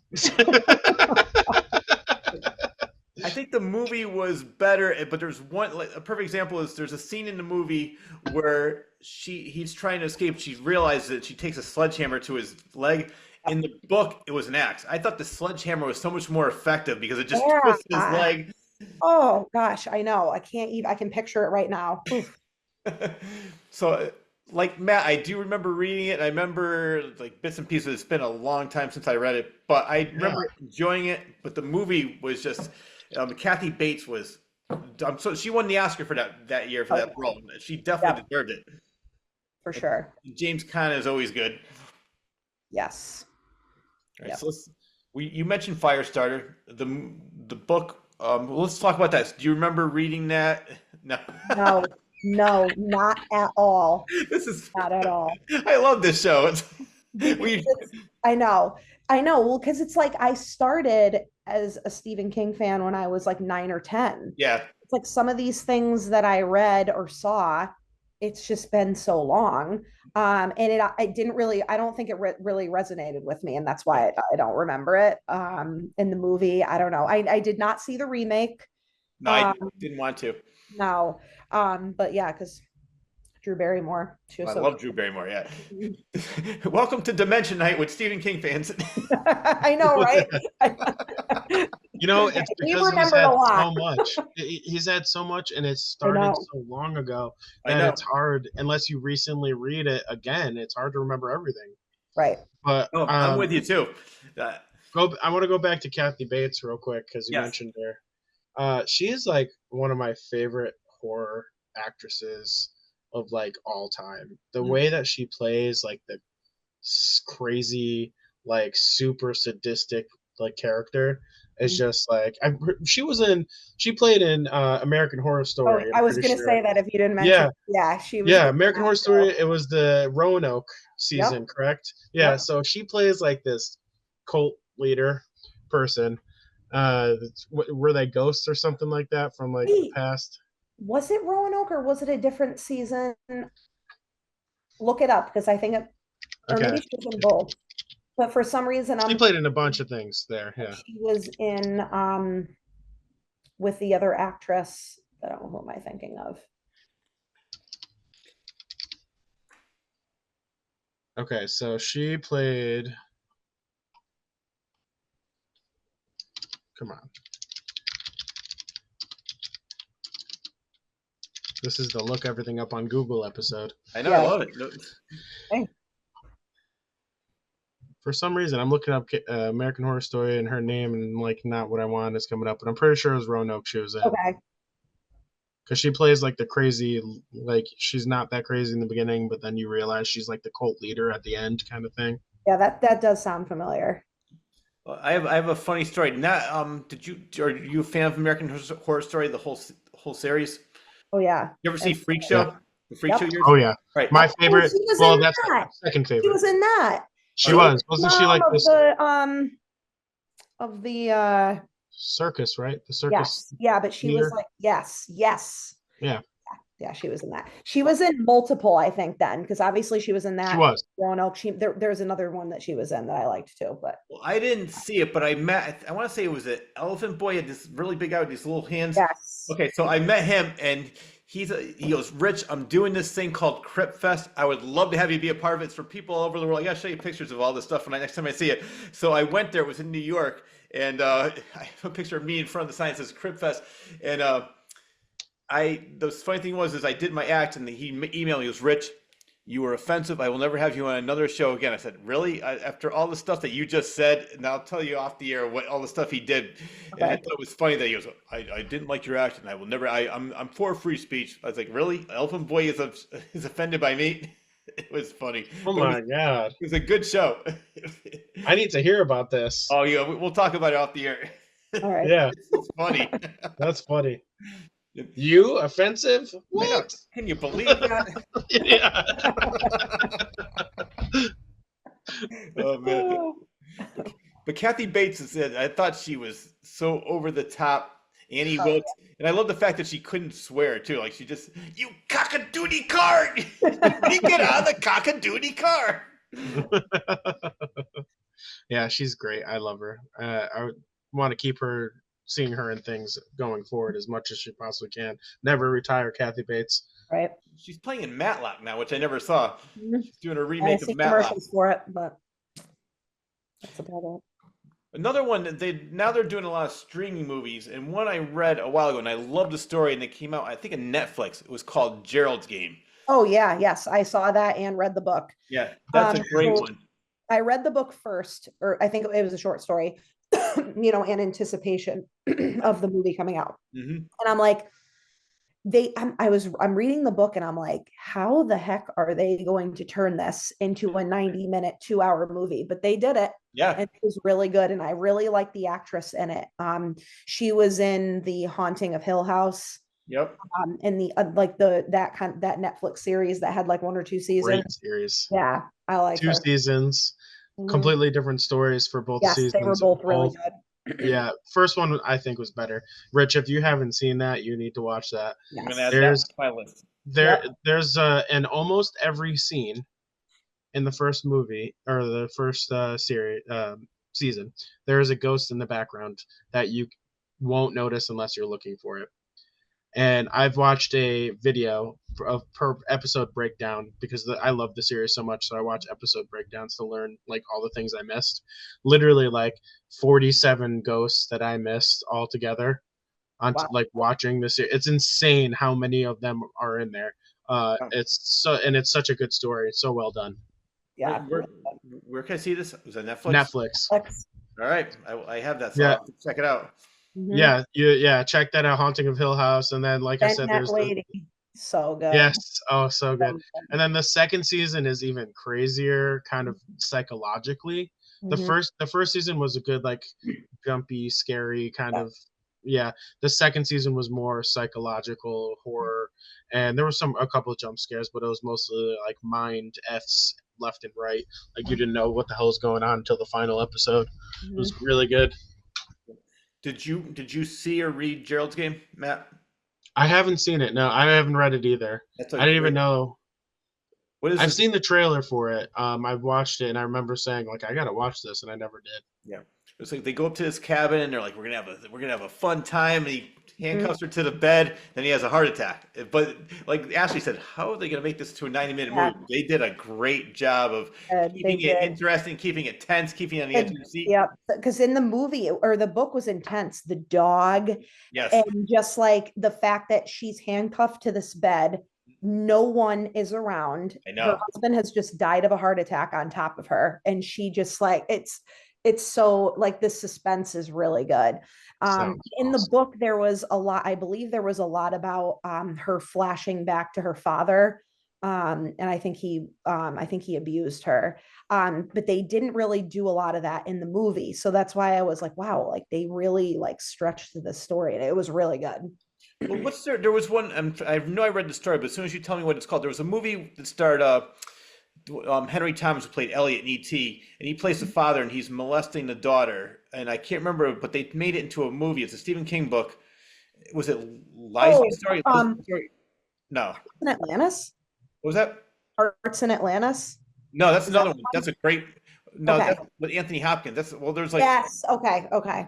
Which is funny, is that I wanted to talk about that, but since you brought that up, if you read the story, because he grew up in Durham, Connecticut, he lived there for a short time, and that book is based in Savin Rock. He actually mentioned Savin Rock, which is a place I go to called Jimmy's in West Haven, and there used to be there's pictures and there's a museum there. It used to be a big amusement park with this big big scary clown and all these different things, and he writes all about that story. Hearts of Atlantis is based in that area. Okay, cool. Yeah, I forgot about that. He grew up in Durham, but no, this is, I'd have to remember. I don't know, was it Lizzie or Lizzie story?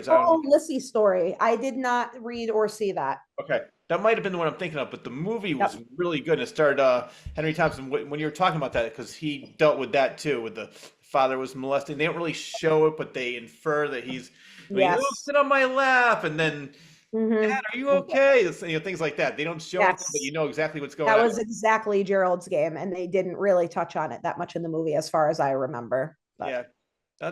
I'll watch it and I'll let you know. Okay, thank you. Add that one to your list. My list is so long. So, like, before I got into this, I thought I was a Stephen King fan, but in reality, I have not touched on a lot of his pieces that I'm missing Mhm. out on because I'm really picky when it comes to start reading the book and reading any book really. And it's like, man, now that I know that these are killers, then I'm going to be touching them. That's for sure. Mhm. Yeah. Oh yeah, no, and we didn't even, I mean, we haven't even touched the most of it. It's like we talked about like what, 15, 20 books. There's like Mhm. so many. I know.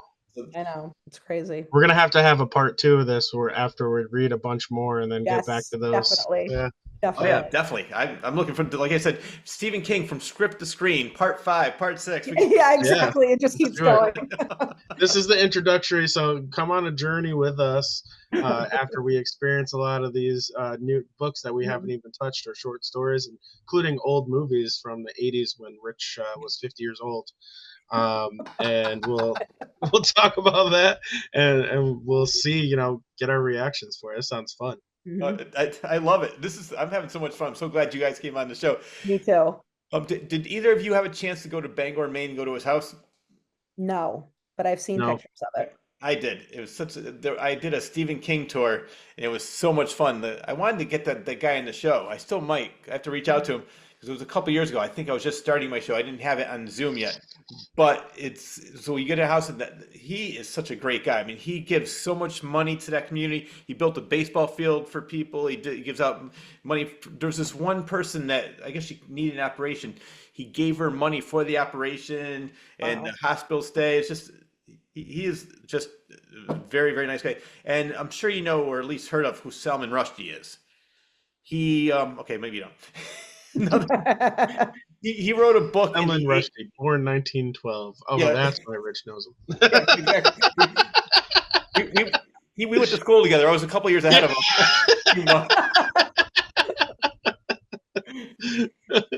He wrote a book called Satanic Verses, and there was a fatwa put on his like in Iran. They wanted to, they still want to kill him for writing a book. But Stephen King, they took all his books out of the bookstores, and Stephen King, I met Salman Rushdie at a book signing, and he was telling this story. He said that Stephen King said, if you take all his books out of there, so I believe in free speech, I'm going to take all my books out. He goes, maybe I'm not the biggest author in the world, but I have a lot of friends and they'll take their books out too. So because of him, and he said he was so grateful that Stephen King did this, that they kept his book on the bookshelves in Borders, Barnes and Noble, all the bookstores back then when they still had bookstores, because Stephen King fought for him. And he goes, I have no idea who Oh, this guy is. He just liked the fact that he believes in free speech, and he thought it was wrong just because there was a little bit of pressure. Yeah. that's an interesting story. Yeah. So right, so we have what's your best Stephen King movie now? Oh, definitely it still. Okay, it's Both still favorite book and favorite movie. all right. What about you, Ashley? Yeah, I think that I would go with it part one, 2017. Yeah, but the mini series from 1990 with Tim Curry, that I love it too. It's just a nostalgic thing for me. So I Yeah. might say like, yeah, either one of those for I think sure. I'd have to go with it and The Shining. Yeah. I love The Yeah. Shining still, and Shinning's great. it's got to me such a slow burn. It keeps going and keeps going Mhm. until that end. Yes. Have you seen the Doctor Sleep movie Oh yeah, with Ewan McGregor? I liked it, but I like the book so much better. Yeah, it strayed They a little bit changed from so the book much. because I think they were Yeah. really trying to make it so that it was a sequel to the Stanley Kubrick Shining, Yeah. because the book was very different, the ending. Way different. Yeah, so Everything. The yeah. characters too. Like Mhm.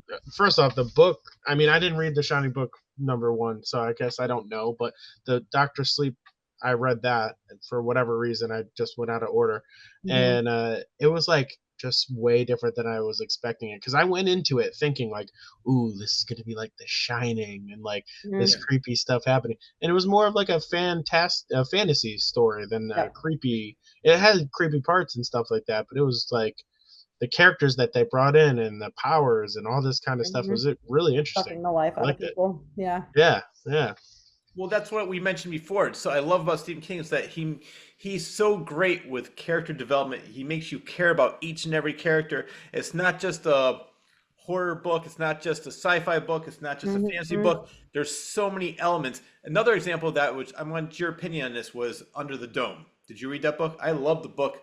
No, but my dad loved the book and he did not like, was it a TV series that they made? Yeah, I didn't even. I Yeah. watched 2 episodes. I said I can't watch it, and the reason I wanted to talk to you about it without giving it away, I wanted your opinion on the ending. 'Cause that's another ending. I'm like, oh, really?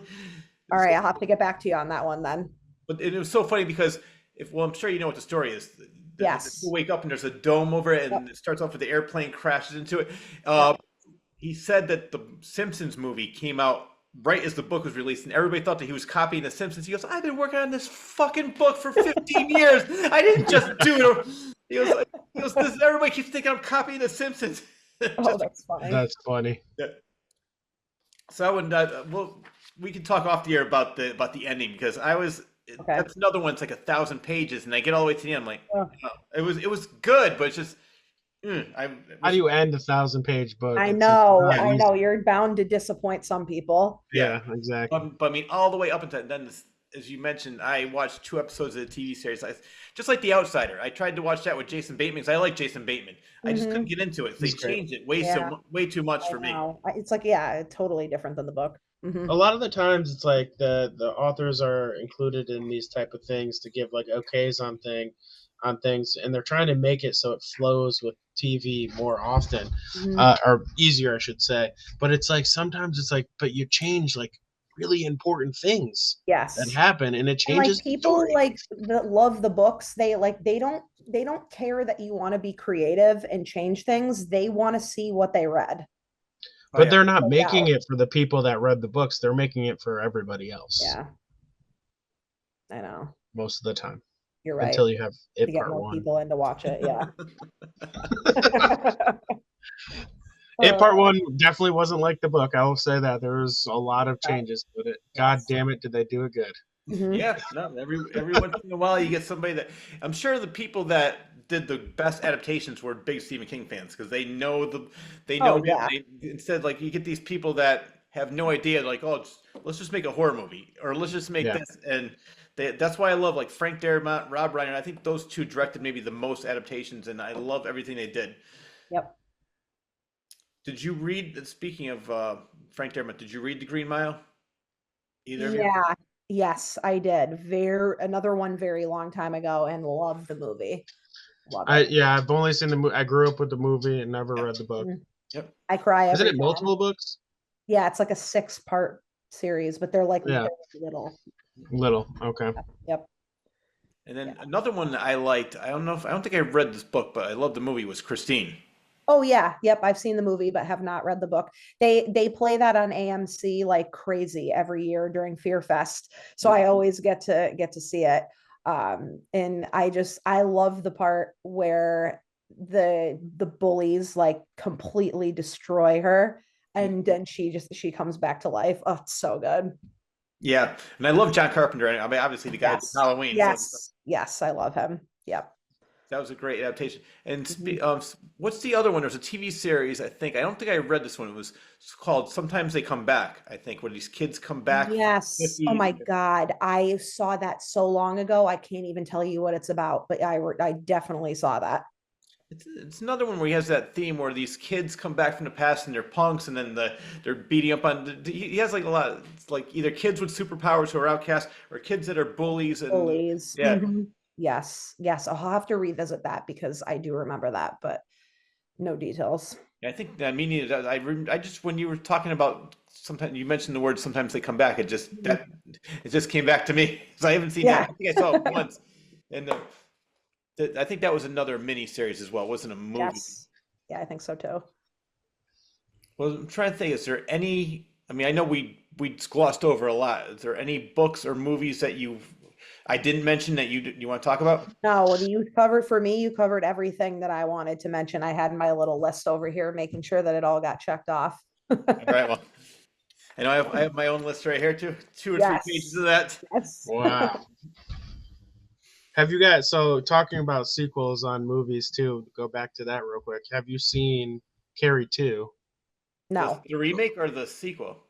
the sequel? I didn't even know about that. Nope. Yeah. Wait. Look at all these sequels we're finding out I about. know. Yeah, yeah. It's from I'm pretty sure it's 1992 or 1999 or something. Yes. Uh, it was another kind of just sequel to the movie kind of movie, Okay. and all different characters, but the girl had the same powers Hmm. as Yeah, I Carrie. think I didn't see it, but I knew that there And was. then there's the Carrie remake. Is this the movie I'm thinking of where she does all the killing at like a college party? Yeah, Or that's is the that one. Carrie? Yeah, That's the remake, right? yeah, with And Julianne like Moore. the pool. Yeah, like yeah, okay. Yeah, That one was actually pretty good too. I'm not it gonna was. lie. But as I said, for me, the mother made the movie in the original, Mhm. and Yeah. I love Julianne Moore as an actress. She's been in so many great movies. I just Mm. didn't really think she was good for that because I just felt bad for her. I didn't fear her. There was a big, Mhm. like the mother in the first one was, as we mentioned, so Oh, over the top. so They're all creepy. gonna laugh at you. Yes. And Yeah. when she comes out from behind the door, like after Carrie's come Hmm. home and bathed and everything, oh my God, she's so creepy. The only one I really felt bad for in that movie was the gym teacher, the one who played on Eight is Enough, Oh, I Betty Buckley. know. She did nothing. She's the She always one didn't, that she stuck did up nothing for and her. she I ended up know. dying. Ugh, yeah. Justice for the gym teacher. So hold on, Rich. All right. Carrie 2, the 1999 one is the one that I was thinking of. The remake is still at prom. Oh, it is. Then what? I'm all right. Yes. Maybe that's funny because I thought I remember the one you're talking Maybe about with you the did see pool. Carrie too then. Maybe I did. Yeah, Yeah. yeah. So Wow. it's I'm looking it up, that's why. Because I remember the remake and I remember like the scene that they did with the dumping of the paint on her on the Yeah. stage after she won the prom queen as a joke kind of thing. Yeah. Mhm. That was the remake of the original film. Okay. So Well, the second movie is the one where it's a new character and she has like the black hair. Mhm.